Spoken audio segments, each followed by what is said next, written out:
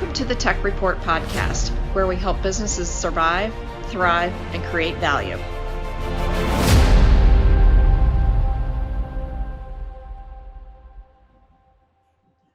Well, welcome everybody to the TEC Report, the podcast that is all about helping businesses survive, thrive, and create value, especially in our trying environment today. Well, I'm your host, Brad Stoller. So I don't know about you, but it really feels good to see people out and about. And for the first time, I actually enjoyed being stuck in some traffic last weekend, if you can believe that. So if there's anything that we have all learned is that we can now all communicate via Zoom. That's a new word for everybody, and work remotely when we need to. So something else we have all learned, however, is that there are new challenges to our company networks that we may have ignored before, but it is now of critical importance. So some of these issues are critical to the future of businesses, such as keeping trade secrets, challenges of downtime, employees working on their own devices. You know, the list goes on and on and on. And of course, there is the ever-growing threat of hackers that steal your customers' data, or worse yet, they're holding companies ransom as they take over your network. So we truly live in an opportunistic as well as a very dangerous time for businesses today. So the good news, well, we have a managed services expert, Philip Semplice of SafSecur, to let us know where the potential pitfalls of your network could be today. He's going to give some suggestions on, how you can take care of those potentially very dangerous situations to your business, employees, and clients. So, Philip, welcome to the podcast. Hey, thanks, Brad. Well, Philip, everyone has a story when they started their own business. So, yeah, you could have done anything, right? I mean, you're smart. I've known you for a little while. How did you come about owning your own IT managed services business? Well, thanks for having me here today, Brad. So I think what initially drew me to doing this was that I was kind of in this space for many years.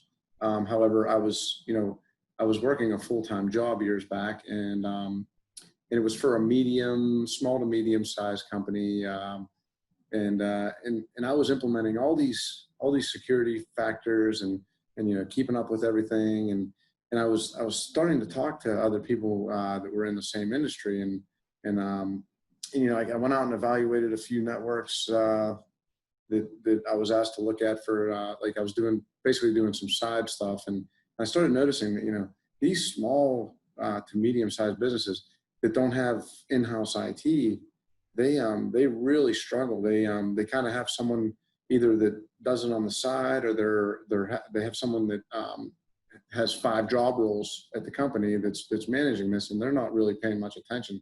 So I saw such a need for it, and all the exposure out there now, and I said to myself, you know what, I can really help companies get through these things that a lot of these other vendors don't seem to be doing. And that's how it all started.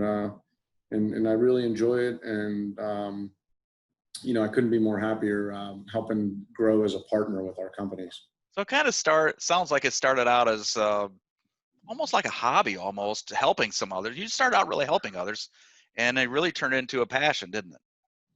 Yeah, it does. I mean, so whenever or for me, when I would be out there, looking at these networks, I'm just thinking, why don't they have these measures in place?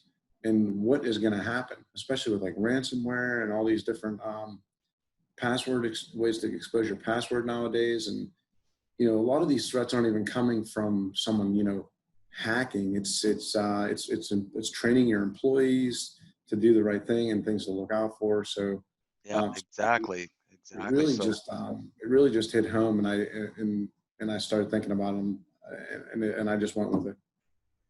That sounds good. So, well, I know you've been working, and you've got a lot of happy clients in the Pittsburgh region, and you've been doing this for quite a while now. And service ratings, I've seen a lot of your testimonials. People are happy with what you do. So, why do your clients, like your group so much? I mean, what are you doing and why are your customers so happy with what you're doing? So the proactiveness is definitely key. So we don't wait for them to reach out when there's an issue. So we will actually, let them know when their contracts are up on their hardware. Let them know when contracts are up on different software packages. When there's new security features coming out with the solutions that we're offering, or new solutions in general, we keep up with that. Let them know. Some of the other things are that we don't just come in and set up and walk away. We act as a partner to your organization. We really genuinely want to know your business, and most of our clients are in one or two spaces, and we try to focus on those spaces. That way, we don't claim to be an expert unless we really are the expert of your industry. So makes a lot of sense. Yeah, I mean, it's the peace of mind. It really is what it is. Well, I know a lot of your testimonials that I saw that they alluded to, your stuff, and it seemed like you were very helpful to them when they made decisions. Whether or not to expand, but when they expand, they kind of listen to you, don't they? And they ask your advice. Hey, what should we do from your point of view? How can technology help us? I get the feeling that's a lot with your clients. Is that right? Yeah, it is, absolutely. And the other thing is, when you reach out to us, you're going to get a response. It doesn't matter what time of day it is. Doesn't matter what day of the week it is.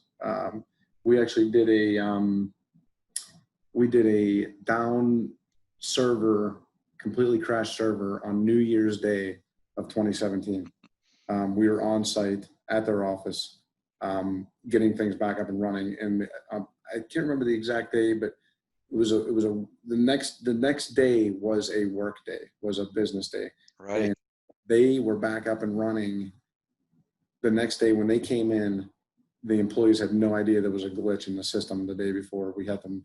And I hear all kind of stories about, there's companies that are down for days and oh yeah, isn't responding. And so, yeah, we really, I take pride in that. I take pride in, even if nobody else is available, I'll be at your office. I'll come out if our employees aren't available on the holiday or whatever.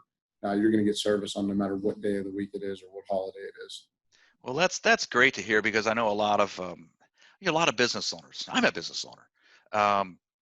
We like to know that we don't really want to have to think about our computer network. We just want to turn it on and it works. We really don't want to have, we don't really want to think about, oh shoot, I have a problem. I don't even want to think about having a problem. I just want to know I've got somebody like you that's going to take care of it if I do have a problem. And that sounds like you've based your business on making sure that peace of mind is there for your clients. So that's awesome. So, Phil, we're starting to feel like life really is getting back to normal, or at least a little bit with this pandemic. Right. But what are some of the new challenges out there that businesses are now facing because of changing their operations? And what are the things they should be concerned about right now with the way business is being conducted today, people working more from home? What should they be on the lookout for? Yeah, so the biggest thing that we see is, so these employees are now sitting at their house working, right? So obviously the MSP isn't going to go to every employee's house and set up a firewall, reconfigure their network. You don't make house calls like that? Right, yeah. The price is right now. Yeah. So we obviously wouldn't have the time or the cost, the cost involved to put a firewall in every single house. Would never work. So what we found is that most of these employees are, if they already had a laptop, then they're already familiar with working from home. There's not much of a setup. So right. Most issues that have come up since March have been that the employees are used to being at the office every day. Say some admin folks and people that are just always there, and now they're at home on their home computer. So how is that going to be secure? They're sitting there with exactly as they're clicking everything that on their email and all that. Every offer that comes up, that yes, I'll buy it. Yeah, and yet they're using that system to do their work. Yeah, I hear you. Ouch! Yeah. Careful. So really, what we've done is it doesn't matter what you're using. You can use your home computer. You can use whatever you have at home to remotely access your machine at work, as long as it's powered on. And we make sure that it has two-factor authentication every time. Good point. You use the remote into their machine at work. We do not enable the remote take control feature without the two-factor being turned on. So at that point, nobody desktop at the office, even though the office is already behind a firewall. So the office is secured anyway. Right. So yeah, I mean, it causes extra work on both ends. Even every day when you get into it, you gotta have that app on your phone with the two-factor running.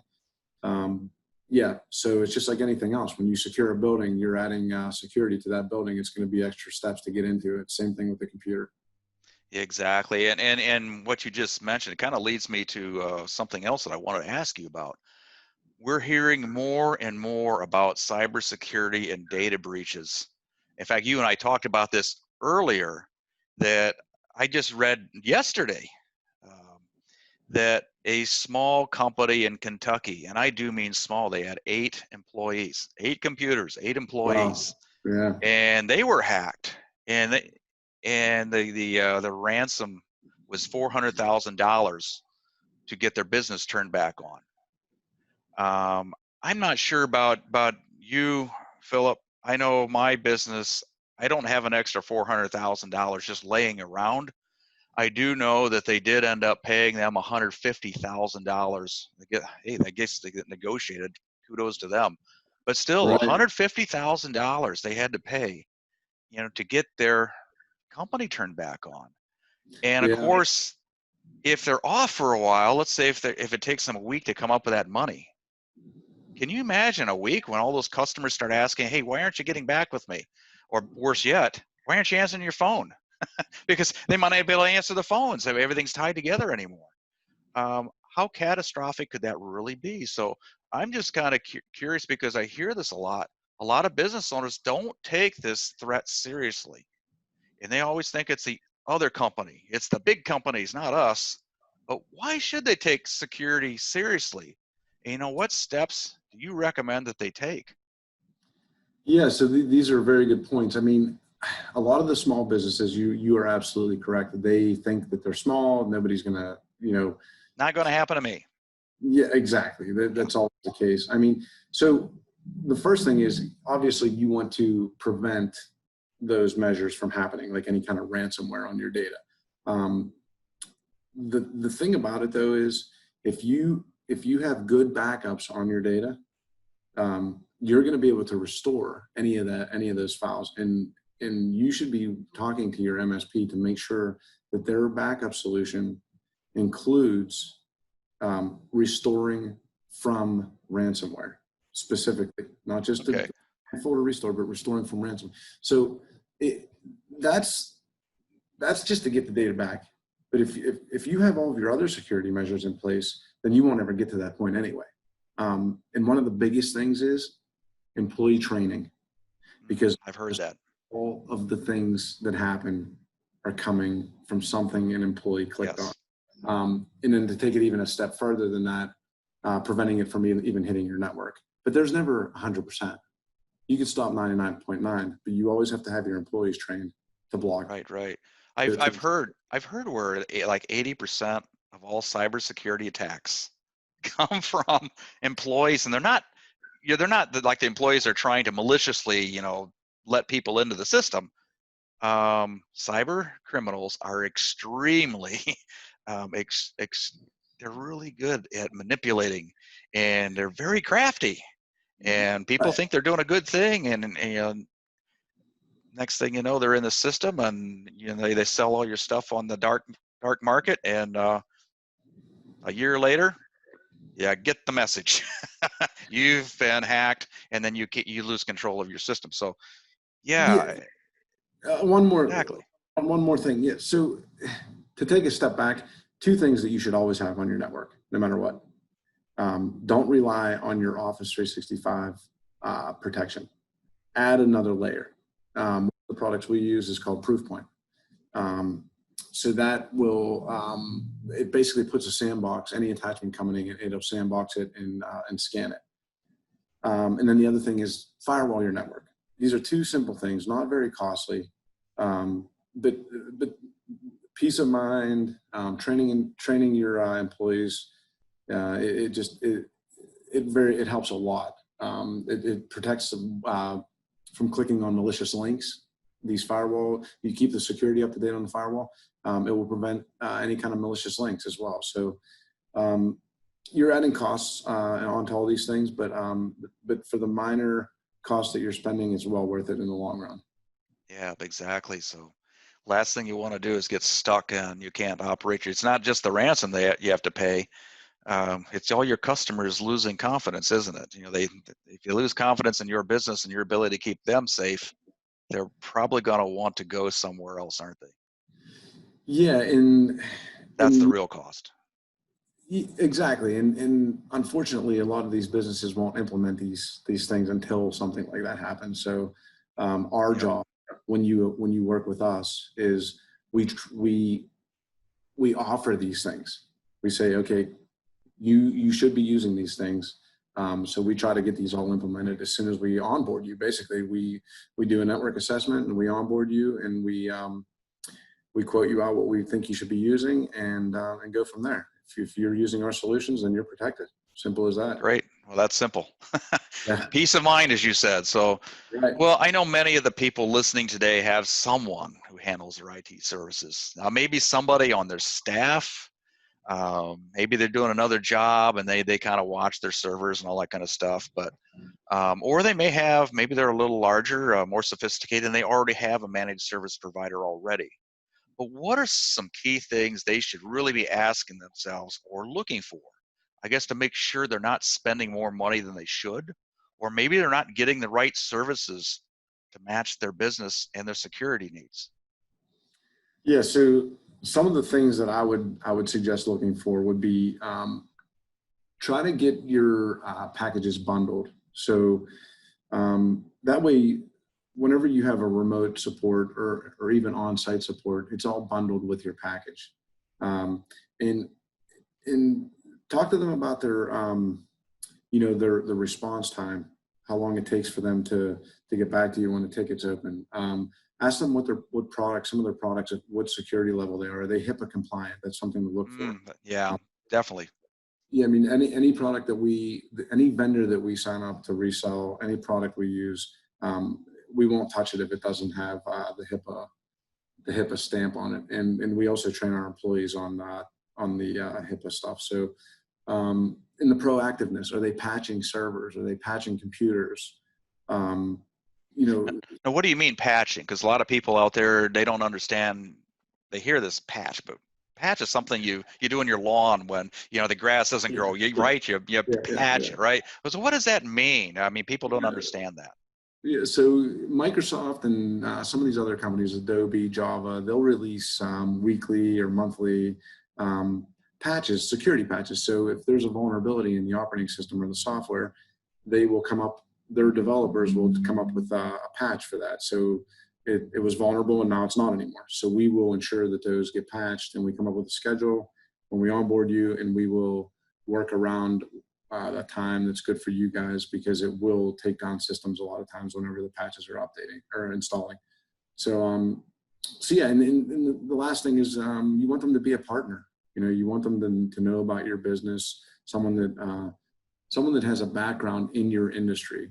That way you can say, okay, well they're already working with other companies like me, so they must know how to secure ours. And then you can also contact some of their clients to say, hey, what are you guys doing for them? And yeah, it just those type of things are really really key in my opinion. Okay, fair enough. So, well, I know we've covered a lot in a short amount of time today, and I know it doesn't even do justice to everything that you do. Okay, but we get that. But what have we left out that you feel is really just critically important for business owners and managers to consider when it really comes to their network? Yeah, that's a loaded question. It is a loaded question, isn't it? Yeah, it really is. again, it's really just someone that you can trust, someone that has the knowledge, that's not, doing it on the side or not, not using secure vendors, or maybe they have some firewall that I've seen companies that will design their own firewalls. You want to use a brand specific firewall, brand specific products, not something that someone's developing in their basement. Really just, you want products, and any vendor that's going to tell you, that's going to have documentation on exactly what they're going to protect for you. It's just really key these days. You don't want to leave yourself vulnerable, and don't cut corners. Just do whatever you need to do to keep your network secure, and we can help you with that. Okay, sounds great. So last thing. So when people are going to be listening to you or watching you here today, they may have some questions. So how can people reach out if they do have some questions, or maybe they just simply would like you to come in and do a second opinion regarding their IT management services that they currently have. So how do they reach you? So you can reach us via email at either direct at Semplice, PSEMPLICE at SafSecur.com. That's spelled SAFSECUR.com. Or you can even give us a call at the office. You should be able to get somebody Monday through Friday, and on the weekends it rings to whatever tech's on call. So it's 724-949-0017. Sounds great. And I will make sure put that information so people can see it too. So that's good to know. So thanks, Brad. All right. Well, once again, hey, a special thanks to Philip Semplice of SafSecur for your dedication to helping others. I encourage you to contact Philip and his team to make sure that you not only have your business networked properly, but also make sure that you're not overpaying and taking too much risk out there. It is a cruel cyber attack filled world out there right now. So Philip, thanks again for being with us today. Thanks, Brad. I appreciate your time as well. All right.